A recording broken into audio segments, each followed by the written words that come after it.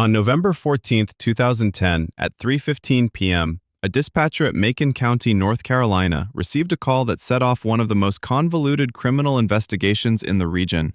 A group of teenagers who entered the territory of an abandoned sawmill near the Nantakhala River without permission found a man. He sat in the corner of a dilapidated building, clutching a rusty piece of chain. His clothes were turned into dirty rags, and his body was covered in deep cuts and burns. But the most horrible thing was his face. The man's eyes were burned by an unknown chemical that turned his eye sockets into a solid red and black wound.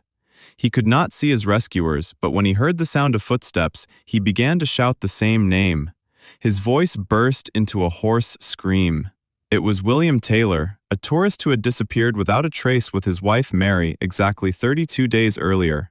His return from the darkness of the forest did not bring answers, but only new, even more terrible questions. On October 12, 2010, at 8:40 a.m., a dark blue Cherokee Jeep turned off Highway 64 onto the gravel parking lot of Wilding Steep. Located in the heart of the Nantahala National Forest in North Carolina, this site often serves as a starting point for those seeking solitude among the wild expanses of the Opaksh Koras. Two people got out of the car, William Taylor, 29, and his wife, Mary Taylor, 27. They looked like a typical couple who decided to escape from the hustle and bustle of the city. High-quality camping equipment, new mountain boots, and confidence on the faces. None of the random drivers who drove by that foggy morning could have known that this Jeep would stand there for weeks, gradually covered with fallen leaves and road dust. According to the plan, which Mary emailed to her mother 2 days before departure, their route was supposed to be difficult but quite passable for trained tourists. They planned to walk 30 miles north along the Executioner's Trail and reach the open center of Nantahala in exactly 4 days. In her letter, Mary described in detail the places of overnight stays and checkpoints. She promised to get in touch on the afternoon of October 16th, as soon as they were in the coverage area of the mobile network. This message was Mary Taylor's last confirmed contact with the outside world. On the same day, at about 2 p.m., a group of tourists from the state of Florida stopped to rest at the foot of the Weibolt Observation Tower. According to their subsequent testimony, the sheriff's deputies were attracted by a couple standing a little off the trail. One of the witnesses, a 50-year-old man, indicated in the protocol that the man and the woman were having a tense conversation. They didn't shout, but their gestures were sharp and nervous. The woman, later known as Mary Taylor, looked upset and, every now and then, looked back in the direction of the path traveled. As soon as the couple noticed that they were being watched, they instantly stopped talking, threw their backpacks over their backs, and quickly walked deeper into the forest without even saying hello. Something atypical for the culture of communication on the executioner's path. This was the last time William and Mary were seen alive. October 16th passed in silence. October 17th. Mary's mother's phone was silent. When her daughter did not get in touch on the afternoon of October 18th, and the administration of the Nantakhala Center confirmed that no one with that name had registered at the end point of the route, the parents raised the alarm. On October 19th, the 5th day after the last contact, the Macon County Sheriff announced the start of a search and rescue operation. The scale of the search was unprecedented for this time of year. More than 60 volunteers, professional rescuers, and canine teams combed square by square of the steep mountainous terrain.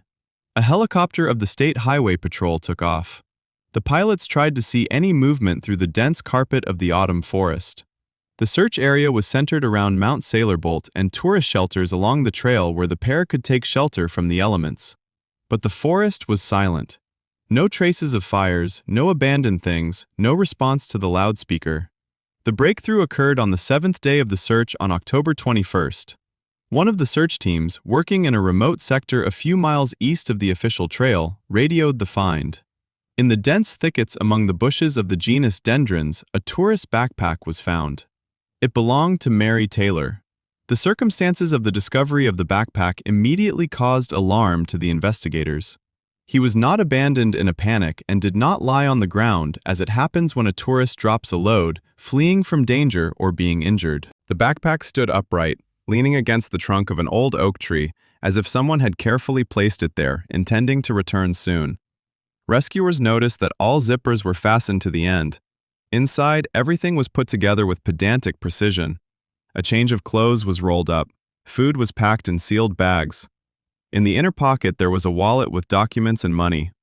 However, a detailed inventory of the contents revealed frightening gaps. The backpack was missing a sleeping bag, which was attached at the bottom, and a personal first aid kit, which, according to her mother, Mayor's office never removed from the top flap of the backpack due to chronic migraines. Why would a woman leave warm clothes and food, but take a sleeping bag and medicines, leaving in an unknown direction in the middle of a wild forest? This question hung in the air. The situation deteriorated sharply in the afternoon of the same day. Temperatures dropped below freezing, and an ice storm hit the mountains of Nantahala. Rain and snow turned the slopes into a mess, making the work of search teams deadly. Streams of water and mud destroyed all possible traces around the tree, which had one backpack long. Dog handlers reported that the dogs could not take the trail due to weather conditions. After 2 weeks, when all reasonable time to survive in such conditions had expired, the sheriff made the difficult decision to suspend the active phase of the search. The helicopters returned to their bases, the volunteers went home. Dark Blue G was evacuated from the Windinningster parking lot to the police impound lot as evidence. The case of William and Mary Taylor was officially reclassified as a disappearance under unclear circumstances. Folders with documents were placed on the shelf of the archive, but there were rumors among researchers that this was not a simple accident. The forest took them, but left a strange and ominous sign in the form of a lonely backpack under an old oak tree, hinting that the story of the Taylor spouses is far from over.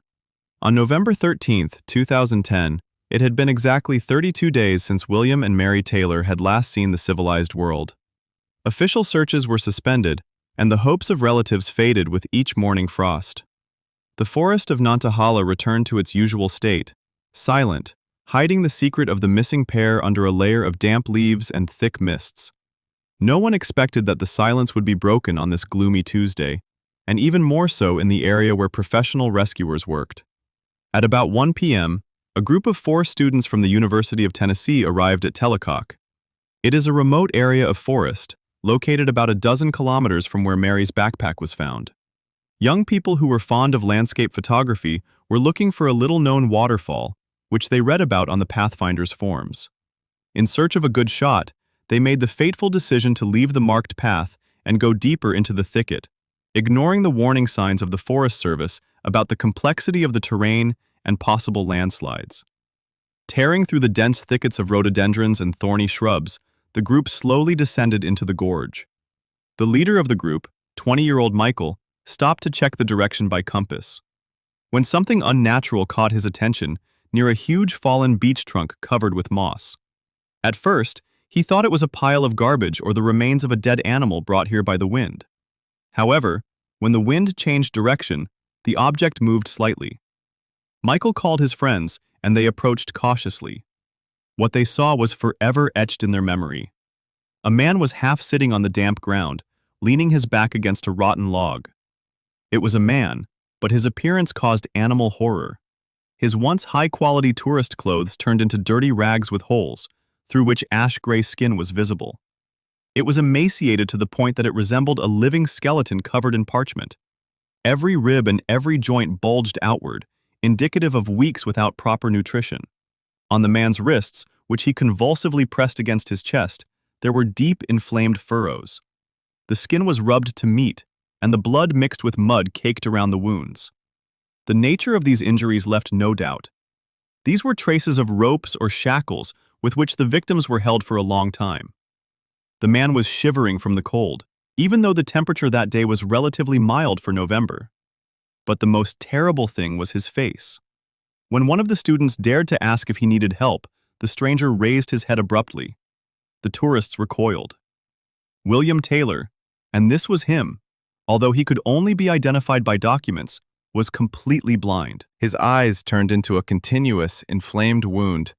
The eyelids were swollen to an incredible size and stuck together, and the skin around the eye sockets bore traces of chemical burns, covered with wall holes and ulcers. It was not the result of infection or impact. Someone deliberately deprived him of his sight with the help of a caustic substance. William did not respond. He was in a state of deep psychosis, fenced off from reality by a wall of pain and darkness. When one of the guys tried to give him water from a flask, William began to fight back in panic, blindly grabbing the rescuers from behind his jacket. His hidden fingers gripped the fabric with such force that his knuckles turned white. Only one word escaped his parched, cracked lips. He repeated it monotonously, like a broken machine, going from hoarse whispers to screams and back again. Jacob, Jacob, Jacob. The name reverberated through the forest, bouncing off the tree trunks like an ominous spell. The students immediately called the rescue service, trying not to lose sight of the victim, but fearing to get too close due to his inadequate behavior. While waiting for the doctors to arrive, William tried to get up, his legs buckled, and he collapsed on the leaves again. During this movement, a small object fell out of the torn pocket of his trousers. One of the students picked it up.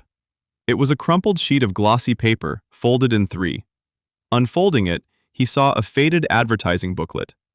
It depicted an old-fashioned wooden building with a backdrop of mountains and the inscription, "Pinecrest Motel, Comfort and Silence Among the Peaks." Below was the map of the motelio, which looked strangely schematic. The student, being a local resident and knowing the geography of the area well, frowned. He had never heard of such a motel. Moreover, the address, printed in small print in the lower corner of the booklet, led nowhere. A zone where for more than 30 years there has been nothing but abandoned timber roads and dense forest. This place was not on any modern map, and the paper itself looked like it had been in a pocket for decades. Although it was surprisingly well preserved for something that survived a month of wandering in nature. William kept whispering Jacob's name, unaware that the small scrap of paper that had fallen out of his pocket would be the first clue to what had really happened to him and his wife in this cursed forest. The sound of sirens of approaching ambulances from the highway cut through the silence. But for William Taylor, the nightmare did not end. A team of doctors fought to stabilize his condition for more than 6 hours. In addition to critical dehydration, exhaustion, and numerous infected wounds on the body, doctors faced damage that terrified even experienced surgeons. After a detailed examination, ophthalmologist Dr. Alam Pierce issued a disappointing verdict. The corneas of both eyes were completely destroyed as a result of a deep chemical burn. The results of laboratory tests of cescums from the face confirmed the worst fears. It was not an accidental hit of household chemicals, and was not an accident while wandering around the polis. The nature of the tissue damage indicated that a concentrated industrial alkaline solution had been deliberately and methodically poured into the eyes, while the victim was firmly fixed and unable to turn his head away. Vision was irretrievably lost. Darkness became a life prison for William, from which there was no way out. This fact turned the case from a simple disappearance into an investigation of brutal torture and kidnapping. Detectives of the North Carolina State Bureau of Investigation were able to conduct the first full-fledged interrogation only 2 days later, on November 15th, when doctors woke William out of a drug-induced sleep. The atmosphere in the ward was heavy and unsettling. William lay motionless, his eyes hidden under a thick layer of bandages. The voice was so quiet and hoarse that the investigators had to lean over the bed to make out what he was saying. He began his story, which sounded like the ravings of a madman, but was filled with chilling details. According to William, the fatal mistake occurred on the second day of the campaign. He and Mary ran out of drinking water and decided to get off the marked trail after hearing the sound of water in the gorge. However, instead of a mountain stream, they came across an old, moss-covered building that resembled an abandoned hunting lodge. Above the entrance hung a faded wooden sign with a faint inscription, "Blackwood Hunting Lodge." On the porch, they were met by a man in his 50s, tall, thin, with a long gray beard. He introduced himself as Jacob. At first, the strangers seemed to be hospitable hermits. He suggested that the frightened tourists wait out the impending mountain downpour and replenish the water supply from his well. William recalled that he and Mary hesitated, but fatigue and thirst prevailed over caution. As soon as they crossed the threshold of the house, the trap slammed shut. Jacob's hospitality vanished instantly. He took the butt of an old hunting rifle from under the rack and forced the couple to go down to the damp earthen cellar at gunpoint. The next week turned into a VOD. William spoke of days when time had lost all meaning. Jacob starved them, throwing only rotten scraps like dogs, and constantly exerted psychological pressure by preaching about sin and redemption. From time to time he would take them outside, but not to freedom. He forced them to dig deep holes in the forest at gunpoint. William didn't know exactly what they were for, but he assumed he was digging his own grave. The most terrible moment came a few days before the escape. William was brought into the house to do auxiliary work, and was left unattended in the main room for a moment. His attention was drawn to a large map nailed to the wall. It was covered with crosses written in red ink. William realized that these were the grave marks of other victims that no one knew about. It was at this moment that Jacob walked in. He calmly said, "You looked where you shouldn't have looked." Blindness was the punishment for this curiosity. Jacob coolly carried out the sentence as William screamed in pain strapped to his chair. Escape became possible only by accident. One night, the thief got drunk on moonshine and forgot to lock the heavy oak door of the basement. William, guided only by sound and touch, managed to get out. Blind, gripped by panic and exhausted pain, he wandered through the forest for several days, falling and smashing his feet on a rock, until he heard the voices of hikers at the waterfall. But the main thing that he told the detectives made their hearts shrink. William claimed that Mary was still there, that she was alive. Jacob placed her in the basement, saying that he had prepared a different form of cleansing for her. The police were supposed to act immediately, but another question from the investigator was asked in the ward. How a blind man was able to find a way out of the forest, where even experienced foresters get lost in the light of day. On November 16, 2010, immediately after the conclusion of the first detailed interrogation of William Taylor, the Macon County Police Department began a feverish work, relying on the confused but rich testimony of the victim. Analysts overlaid the data on the map of the area. William remembered the peculiar smell of sulfur, which he described as the stench of rotten eggs emanating from the ground. The constant noise of water and the occasional metallic grinding sound, reminiscent of the sound of an old machine. These details, combined together, pointed to a specific section of the Nantahala National Forest, the Slick Rock Creek area. In the 50s of the last century, geological surveys were carried out here, which explained the release of hydrogen sulfide to the surface. And a little further upstream were the ruins of an old water-powered sawmill, whose rusted wheels could still spin under the pressure of the water, making eerie sounds. At 5:45 a.m., a combined group of special forces and agents of the State Bureau of Investigation moved to the specified area. The operation was carried out in conditions of the most guarding secrecy and high risk. The police believed they were dealing with an armed psychopath named Jacob, who had a hostage. The fog that morning was so thick that the soldiers could hardly distinguish the backs of their comrades walking in front. The only reference point was the sound of the waterfall, which grew louder and muffled footsteps on the wet foliage. After 2 hours of difficult passage through a swampy area, the group came to a small plateau, hidden behind a rocky ledge. In the middle of the clearing, surrounded by tall fir trees, stood a dilapidated wooden hut. She looked like a ghost of the past. A rickety roof, boarded-up windows, and a massive door hanging on homemade hinges.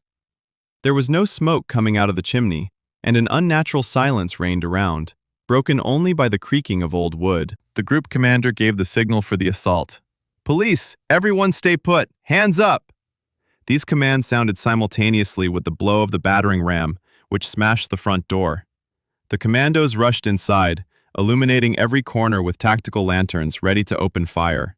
But there was only silence in response. The hut was empty. No Jacob, no ambush. However, as soon as the dust settled after the assault, the investigators realized that they had found exactly the place that William was talking about. The main room was in disarray, indicating a recent human presence. On the crudely chipped table were open bean jars, covered with mold, and several plastic bottles of muddy water. In the corner, on a pile of old chatter, forensic experts found objects that stung the heart of even experienced officers. It was scraps of pale blue fabric and a fleece cap. Mary Taylor's mother later identified these items as those her daughter had been wearing during the hike a month earlier. There was also a piece of rope lying on the floor, and William's wrists were tied with an identical toira. The most sinister finds awaited the police below. In the center of the room was a hatch locked with a heavy metal bolt. Upon opening it, the investigators felt a pungent smell of dampness and human excrement. Descending the rickety steps to the basement, they found themselves in a cramped earthen chamber. The walls were reinforced with rotten logs, one of which had a single word written in charcoal in large, sweeping letters: Jacob. The inscription looked fresh and threatening, like the author's signature under his creation. The basement was equipped as a medieval dungeon. Massive metal rings were driven into the walls, which fastened the chains. Everything looked exactly as William had described in his testimony, a place of pain, fear, and hopelessness.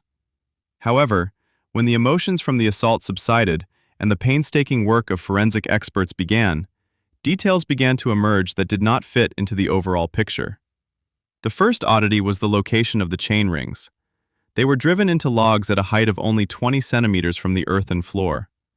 Such an arrangement would force the prisoner to constantly lie down or crawl, which would be extremely inconvenient even for a sadistic jailer who would have to bend down to the floor to interact with the victim. But there were no characteristic traces of friction on the floor, which would inevitably appear after a month of such maintenance. The second discrepancy, much more serious, concerned the lock on the basement door. William claimed that he managed to escape because the kidnapper forgot to lock the door. However, an inspection of the mechanism showed the opposite.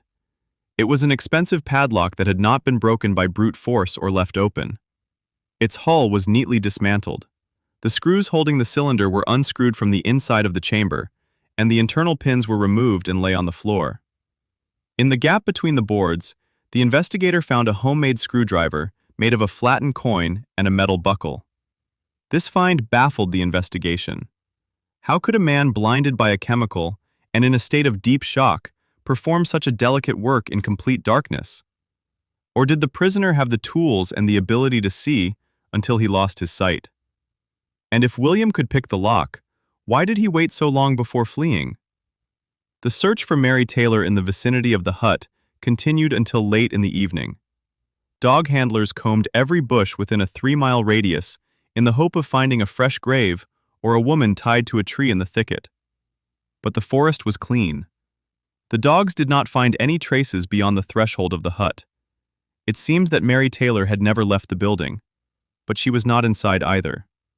As the sun began to disappear behind the mountains, painting the sky blood red, the head of the operation stood on the porch of the hut, holding a dismantled lock in his hands. He realized that instead of solving the puzzle, they had an even more complex puzzle, and that the answer to the question of where Mary was could be much scarier than a simple story about a forest maniac. On November 18, 2010, as dog handlers and volunteers continued to comb every meter around the cabin in the Lycroc Gorge, an investigative team in Charlotte began unraveling a tangle that seemed even darker than the forest itself. The image of the ideal American family, which William Taylor so diligently built during the first interrogations, began to crumble before our eyes, exposing the foundation due to lies, manipulation, and hidden hatred.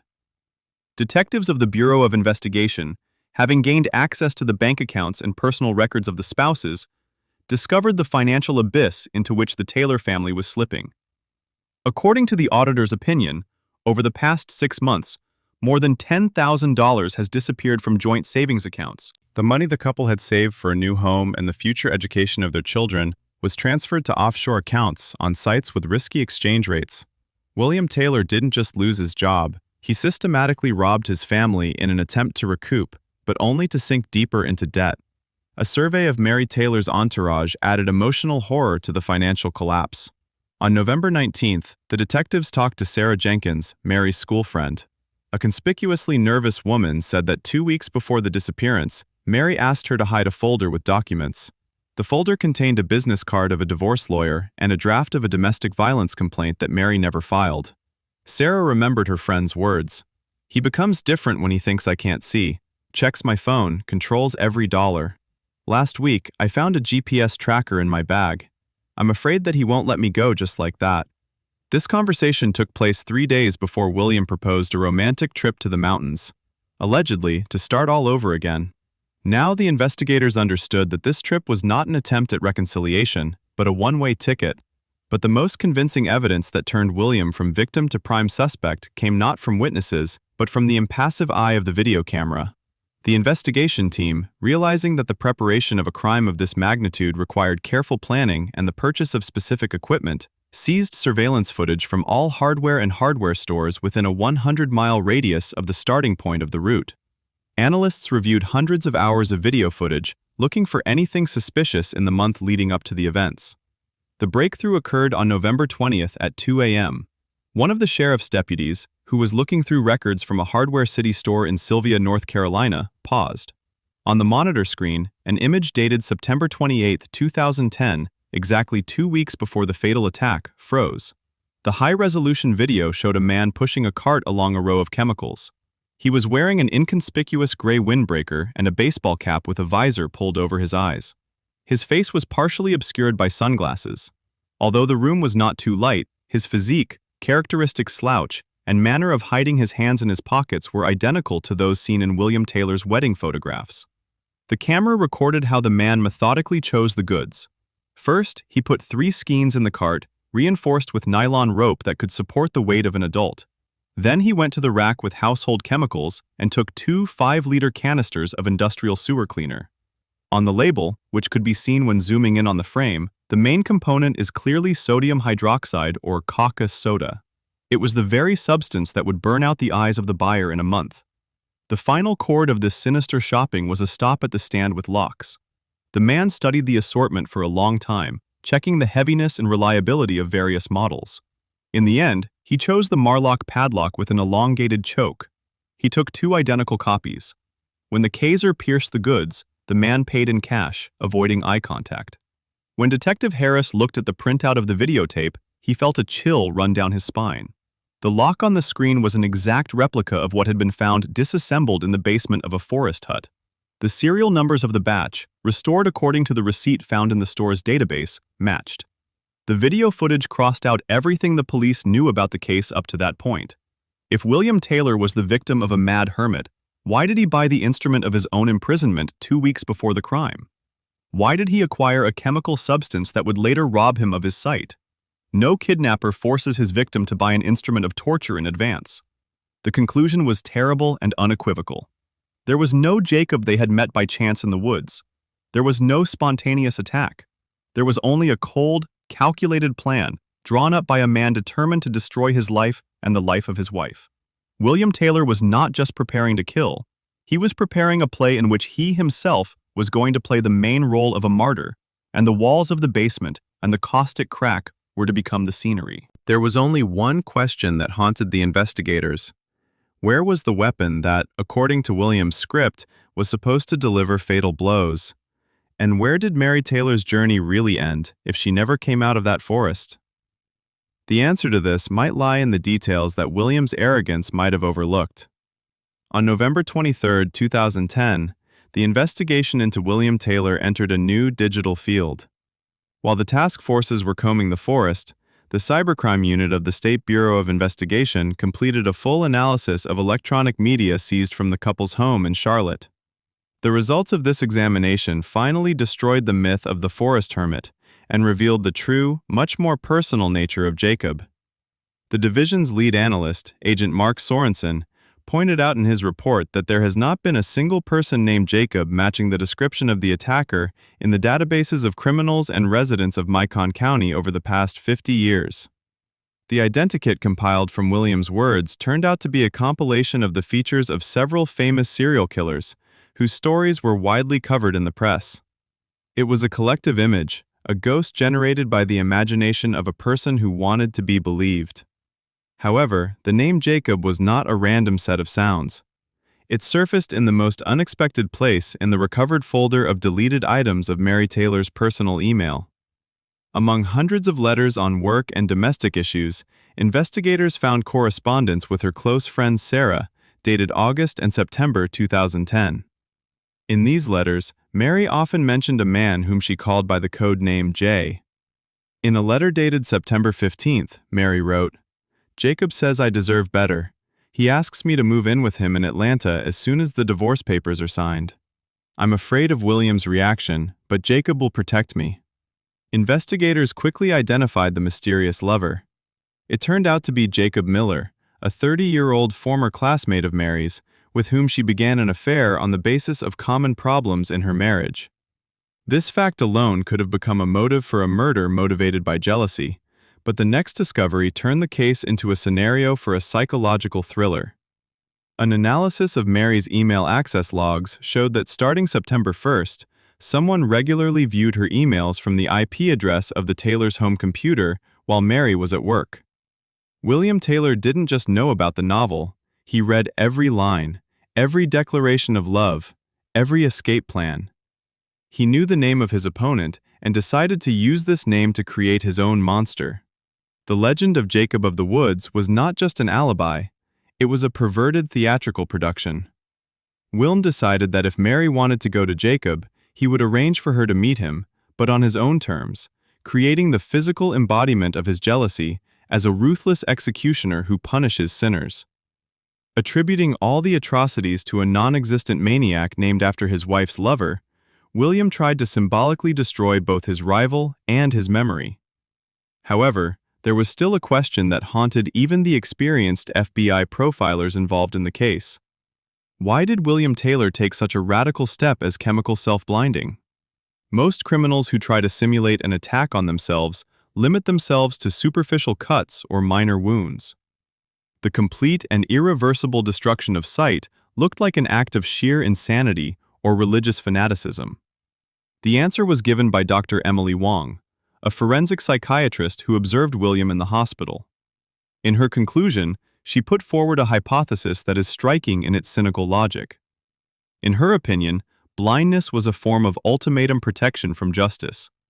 "This is not an act of remorse," Dr. Wong wrote in her report to the prosecutor's office, but the cold calculation of a sociopath. William knew that there would be a lot of evidence against him, but he counted on human compassion and the imperfection of the judicial system. Blindness gives it several critical advantages. Firstly, he is physically unable to undergo the photo recognition procedure, which allows him to avoid a trap, point to the wrong person, or get confused in the details of appearance. Secondly, he hoped that no jury would be able to believe that a person would gouge out his eyes for the sake of staging. His mutilation was to be his main alibi. The presumption of innocence burned on his face. In addition, the psychiatrist suggested that blindness could be a way to bypass the lie detector. Depriving himself of visual stimuli, William immersed himself in his own fictional world, where his version of events became the only reality. He did not see the reaction of the investigators, did not see the evidence presented to him, and this allowed him to maintain amazing emotional control. On November 24th, Detective Harris decided to test this theory. He walked into Vilem's room, holding a folder of printouts of emails. The detective sat down across from the bed and, without raising his voice, said, "We've found the real Jacob William. He works as a teacher at the same school as Mary. We know that you have read her letters. We know that you stole his name for your performance." The suspect's reaction was instantaneous. William's body, which had been relaxed and fragile, stiffened like a steel spring. His hands gripped the railing of the bed so tightly that his knuckles turned white. But the most frightening thing was that he stopped feigning fear. The victim's mask disappeared from his face. He slowly turned his head in the direction of the detective. Though his eyes were hidden by the blindfolds, Harris felt a heavy, piercing gaze, as if he could see through the darkness. William was silent for almost a minute. Then a faint, crooked grin appeared on his lips. He whispered words that had nothing to do with his earlier pleas for help. "You're looking for a man, detective. But Jacob is not a man. He is a sin. And sin cannot be caught. It can only be atoned for by darkness." The phrase was an implicit admission, but William still refused to talk about the whereabouts of Mary's body as he continued his game. He was convinced that without a body, blind and crippled, he remained invulnerable to the law. What he didn't know, however, was that one small detail, which he believed to be safely hidden in his former, still-sighted life, had already fallen into the hands of the police during a second search of his garage. And this detail did not lead to a hut, but to a place where even sunlight rarely penetrated. On November 25, 2010, the atmosphere in William Taylor's hospital room changed from sympathetic to openly hostile. Detectives, armed with evidence from a hardware store, began a new round of interrogations. This time, they did not write down the victim's story, but caught the perpetrator in a lie. Detective Harris placed a copy of the check on the bleach and chains in front of the blind man, slowly reading each item aloud. He asked why Jacob had forced William to buy these items 2 weeks before the kidnapping, if they allegedly met by chance. William, who had been confident up to this point, began to lose control of his legend. He continued to insist on the existence of the maniac, but when the detectives asked him to describe in detail the layout of the rooms in the torture hut, he made a fatal mistake. William claimed that the door to the basement was to the left of the entrance, when in fact, the trapdoor was clearly located in the center of the room, hidden under the carpet. He painted a window in the basement through which light supposedly penetrated, although the basement was a blank earth bag without a single hole to the outside. These inconsistencies indicated that William was confused between the real setting of the cabin, where he had spent the last month, and the fictional picture he had created in his mind for the police. Meanwhile, 64 kilometers from there, the search operation entered a decisive phase. With new information about William's movements, thanks to his phone's billing data, which he turned on for short periods of time in the early days, the group expanded the search radius to the east of the cabin. Their target was the area of the Revea mine, a system of abandoned quarries and saliva mines that have not been developed since the 30s of the last century. It was a dangerous zone, cut by deep wells and unstable rock collapses. At 1 o'clock in the afternoon, the canine group, led by Sergeant Davis, stopped at the foot of a steep cliff. Bloodhound's dog, named Major, who had been confidently leading the group before, began to behave erratically. She surrounded piles of rocks that looked unnaturally fresh against the mossy slope. The stones were tightly packed together, as if someone was trying to block the entrance to a narrow crevice. Rescuers began to dismantle the rubble manually. After 20 minutes of work, they felt a sweetish, specific smell of decomposition seeping through the cracks. As they pushed back the last large boulder, the beam of the flashlight snatched a human hand out of the darkness. The body was hidden in a shallow, natural niche, littered with branches and stones. It was Mary Taylor. She was wearing the same clothes as during the October 12th hike, with the exception of a red jacket previously found in the hut. The body was in a severe stage of decomposition. However, the low temperature of the cave slowed down this process somewhat, preserving traces of violence. Initial examination conducted by a forensic doctor revealed a terrifying truth. The woman's skull was fractured in the back of the head. The nature of the injury indicated a blow with a heavy, blunt object of enormous force. But the most important conclusion of the examination, received the next morning, was the determination of the time of death.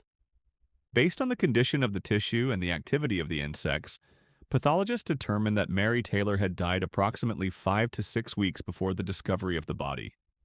This meant that she was killed on October 12th or 13th, the first or second day of their march. This fact completely destroyed the story of joint captivity. Mary had never lived in that hut by the falls, never seen the writing on the walls, never heard Jacob preach. She had been dead all along. During the 32 days of searching while her parents prayed for her return, William Taylor lived alone in a forest cabin. Investigators were horrified when they realized the real picture of events. It was not a story of the survival of two lovers. It was a chronicle of one man's madness. William killed his wife at the beginning of the route, hid her body in a quarry, and then moved to a pre-prepared hut. There, alone with the ghosts of his own conscience and the sound of the waterfall, he spent a whole month. He ate canned food designed for two, slept on a dirty mattress, and methodically prepared the scenery for his final act. Psychologists, after analyzing the new data, concluded that the conversations with Jacob, which William described, probably did take place but were monologues. He was talking to himself, or worse, addressing his dead wife, whom, judging by the footprints of his boots near the quarry, he could visit even after the murder. The inscriptions of redemption and Jacob's name on the walls of the basement were made not by the jailer but by the prisoner himself, who gradually lost touch with reality and tried to get used to the role of the victim.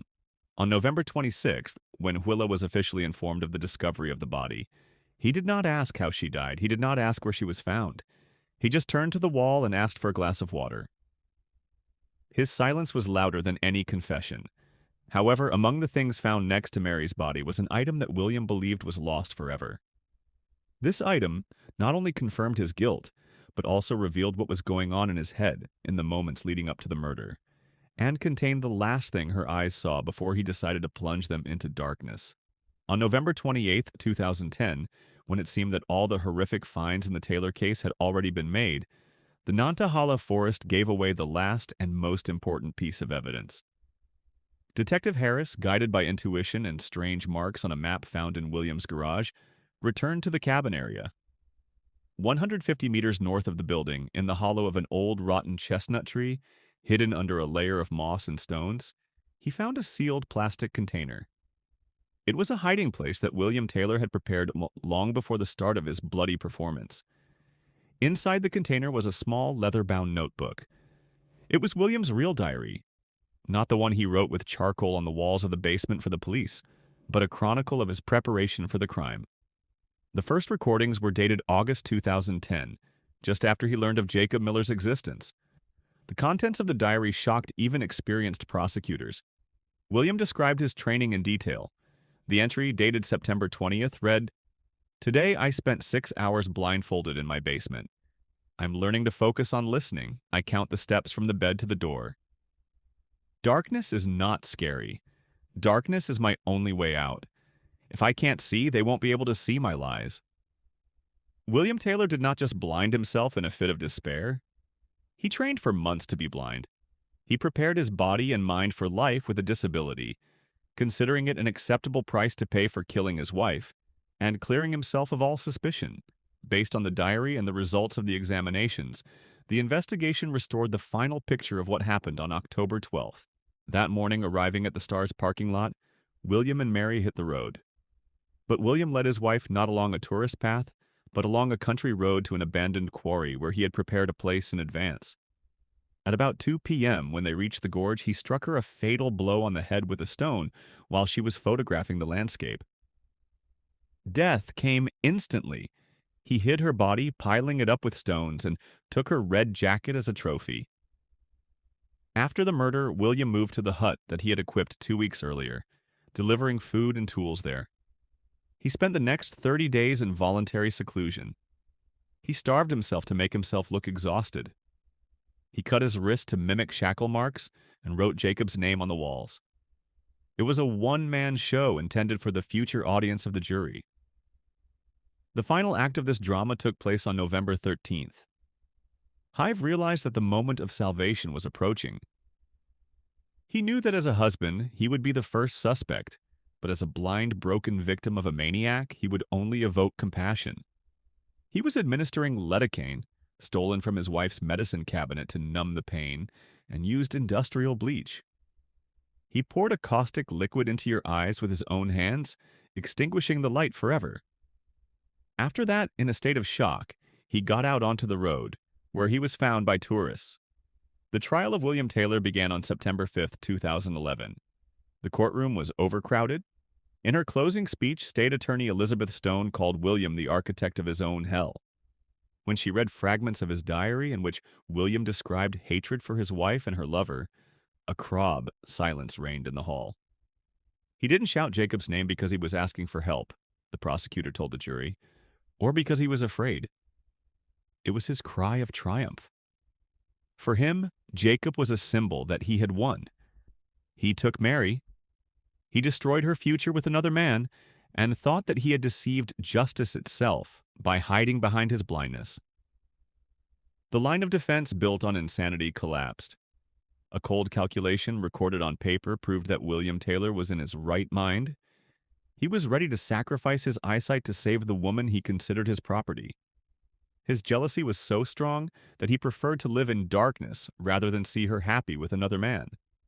On October 6, 2011, after 3 hours of deliberation, the jury returned a verdict: guilty of first-degree murder with particular cruelty. The judge pronouncing the verdict said, "Mr. Taylor, you have tried to use darkness as a shield against the law. Now this darkness will become your prison." William Taylor was sentenced to life in prison without parole. He was transferred to the maximum security Central Prison in Raleigh. There, in a solitary confinement cell of a special unit, he spends his days. The guards say that he never turns on the lights even when he is allowed to, because there is no difference for him anymore. Often he sits on the bed, rocking from side to side and whispers into the void, calling out the name of his dead wife.